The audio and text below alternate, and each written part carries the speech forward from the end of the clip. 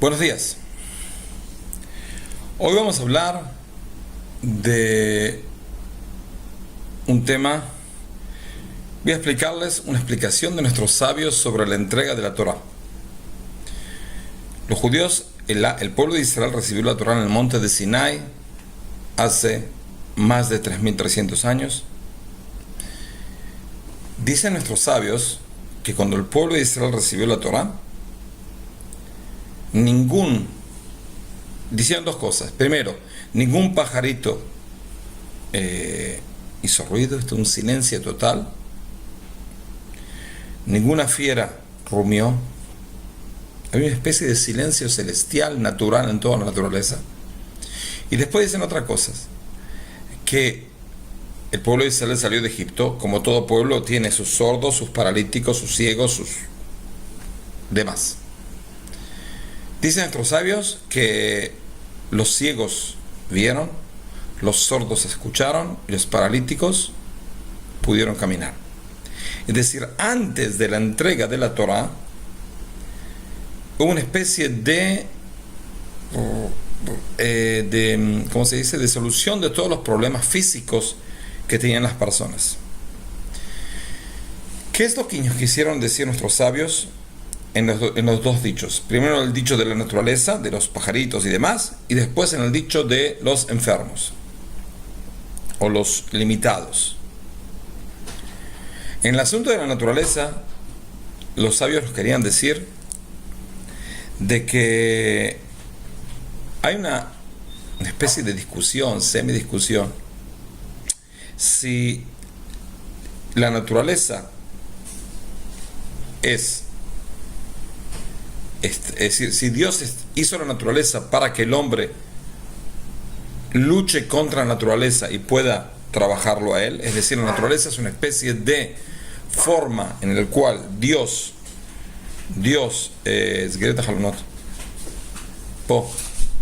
en el cual Dios programa cómo molestar a la persona, es decir, el hombre tiene como misión estar en contra de la naturaleza, es decir, sobrepasar los límites naturales para poder trabajar a Dios. Es decir, la naturaleza fue creada para complicar la vida del ser humano, es decir, complicar la vida del ser humano, que es en su trabajo divino, en su trabajo a Dios. Esa es una idea. En el judaísmo no es así. En el judaísmo la naturaleza es Dios. Dios no es la naturaleza, es decir, la naturaleza, en cada cosa natural, hay una especie de chispa divina que lo sostiene, que lo creó y lo sostiene hasta el día de hoy. Vamos a decir, este teléfono, ¿ok? Este teléfono está hecho con muchas cosas. Por ejemplo, este plástico, es un plástico, sí, es un plástico, ¿ok? Este plástico está hecho de moléculas de plástico. Esas moléculas de plástico tienen dentro de sí una percepción y una presencia divina, es decir, sutil. ¿Por qué? Porque si no la tienen, esa presencia divina, simplemente desaparecen. Es decir, en cada cosa natural hay una presencia divina que es lo que lo sostiene y lo mantiene. Ahora, vamos a arreglar esta máquina. Sí, ok. Ahora, después de entender eso,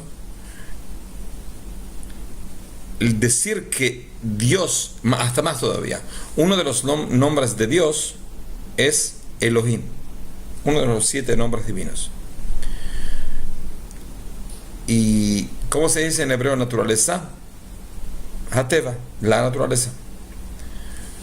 Dijeron nuestros sabios de que cada letra en hebreo tiene un número. Por ejemplo, la primera letra es 1, la segunda es 2, la décima es 10, la undécima es 20. Es decir, es una especie de cuenta que se hace. Entonces, la palabra Elohim, si yo cuento el número de lo que vale esa palabra, son 86. Y la palabra Hateva, que es la naturaleza, es 86. Quiere decir de que la naturaleza es Dios. Pero Dios no es la naturaleza, es una equivocación muy, muy, muy difícil. Dios no es la naturaleza, Dios está dentro de la naturaleza y está sobre la naturaleza. Es decir, es inminente en la naturaleza y es transgrediente de la naturaleza, transigente de la naturaleza, ¿ok? Entonces, como sea, la naturaleza, al ser creada por Dios, el objetivo de la naturaleza es con ella trabajar a Dios, es decir, usar la naturaleza para trabajar a Dios, no estar en contra de la naturaleza, no es nuestro enemigo, no decretamos la guerra contra la naturaleza, no, Dios nos puso acá para con la naturaleza trabajarlo a Él, con cosas materiales trabajarlo a Él. Por eso, el día de la cúspide en el cual un pueblo de seres humanos llegó a un nivel de poder escuchar la voz divina,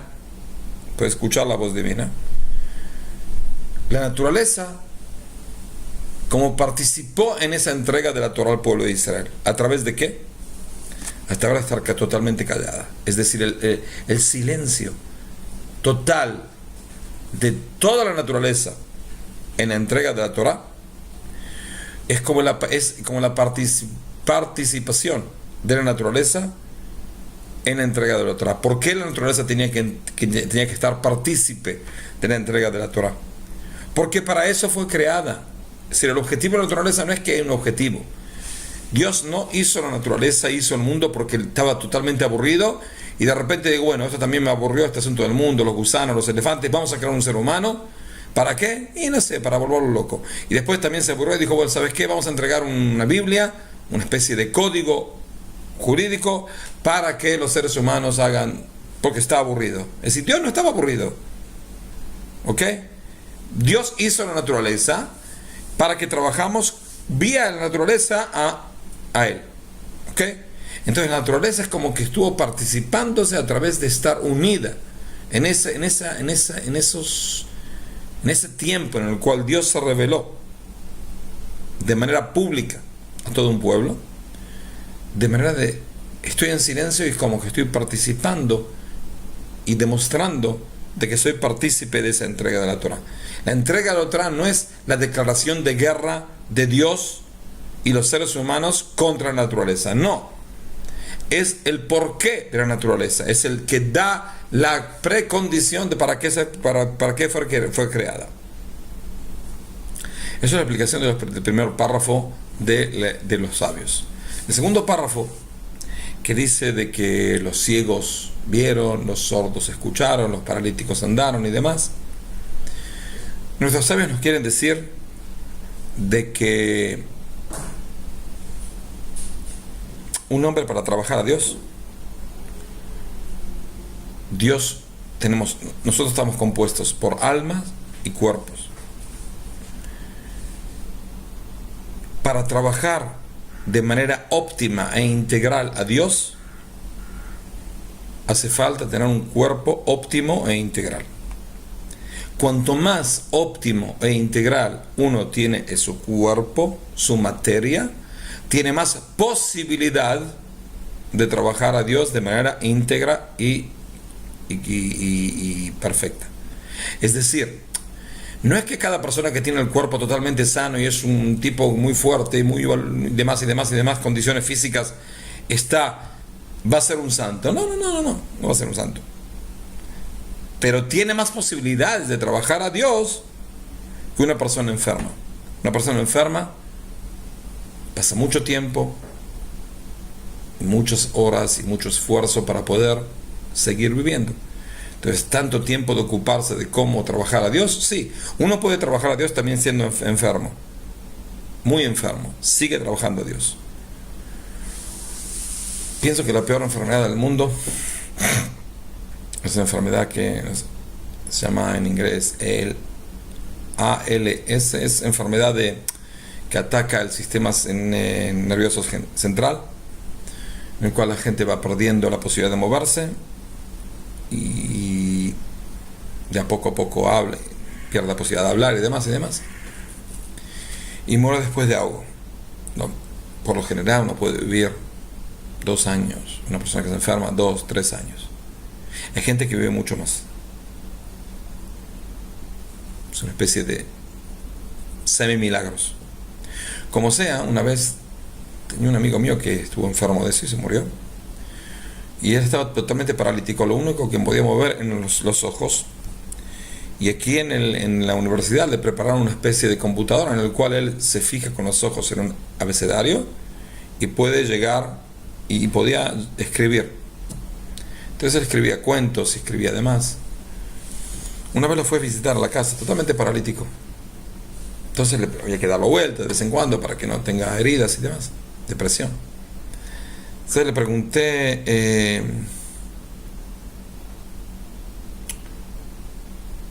pregunté, ¿qué preceptos tú puedes hacer? Entonces me escribió en la computadora, creo en Dios. Si el precepto más importante de todos los preceptos que existen es creer en Dios. Él estaba paralítico, no podía hacer nada, pero sí, podía creer en Dios. Y seguro, su nivel de creer en Dios por ahí es mejor nivel que el mío, siendo más sano que él. Pero con todo, seguro que él no es el judaísmo no idealiza el sufrimiento.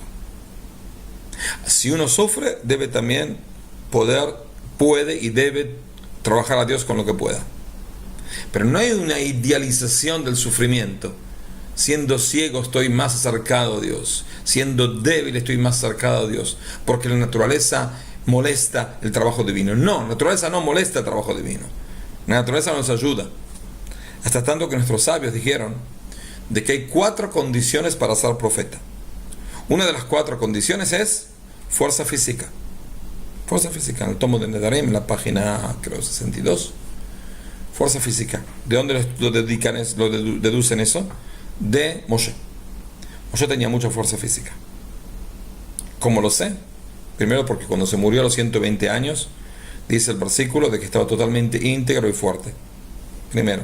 Segundo, porque cuando se terminó de hacer el tabernáculo, después de un año entero de trabajo, y el tabernáculo es una cosa enorme que había que prepararlo y había que poner maderas y como pilotes de maderas y preparar y hacer una especie de toldo.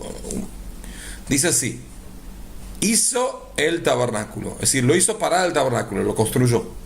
Dijeron estas veces, ¿por qué dicen singular y no en plural? No hicieron, sino hizo, porque Moshe solamente lo hizo. Es decir, Moshe le hicieron todo lo que tenía el tabernáculo y él lo hizo. Y hacer eso solo es imposible. Salvo es una persona que tiene fuerza de no sé qué. Y eso es lo que Moshe tenía.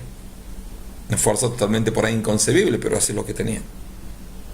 Y dicen estos sabios de que fuerza y salud y demás son precondiciones para tener profecía. Es decir, la profecía que viene a ser el nivel más alto que un ser humano puede tener está basado en buenas tendencias, en buen comportamiento y demás, y también en salud.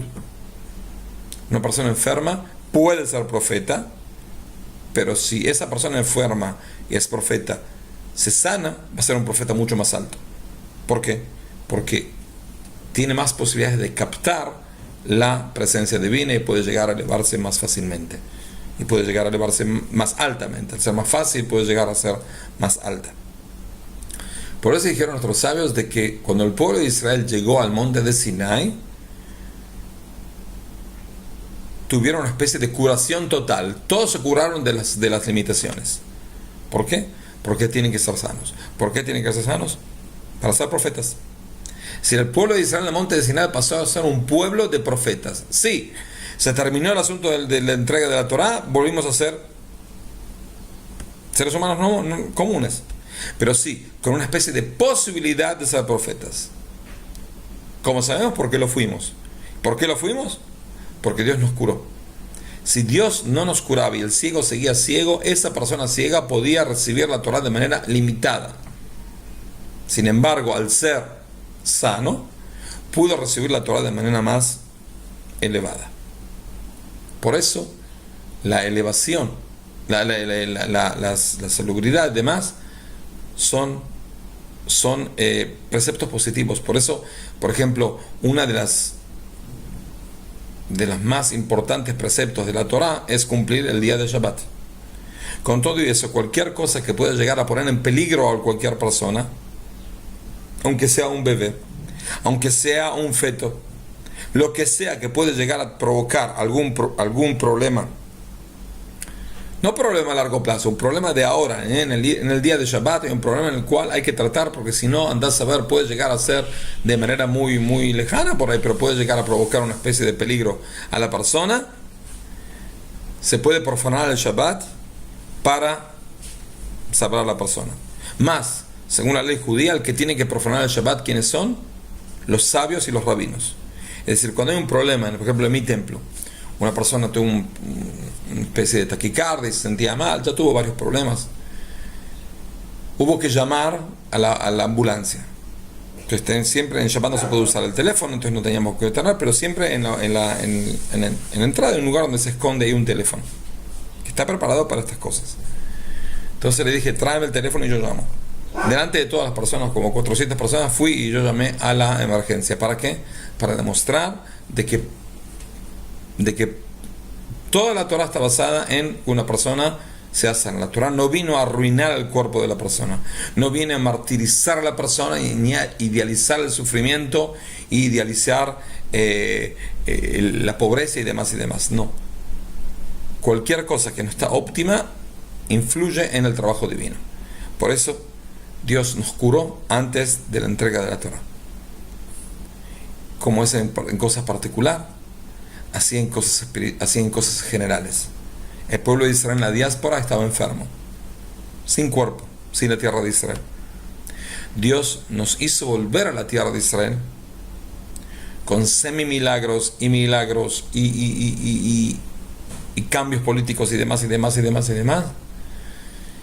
Y esa posibilidad de ser independientes y tener más fuerza nos va a llegar a la próxima entrega de la profecía en nuestros días próximamente, y eso va a cambiar el mundo. Va a cambiar el mundo y todo el mundo va a través de esa profecía, también los israelitas y también los no israelitas, va a poder trabajar a Dios de manera completa e íntegra. Hasta luego.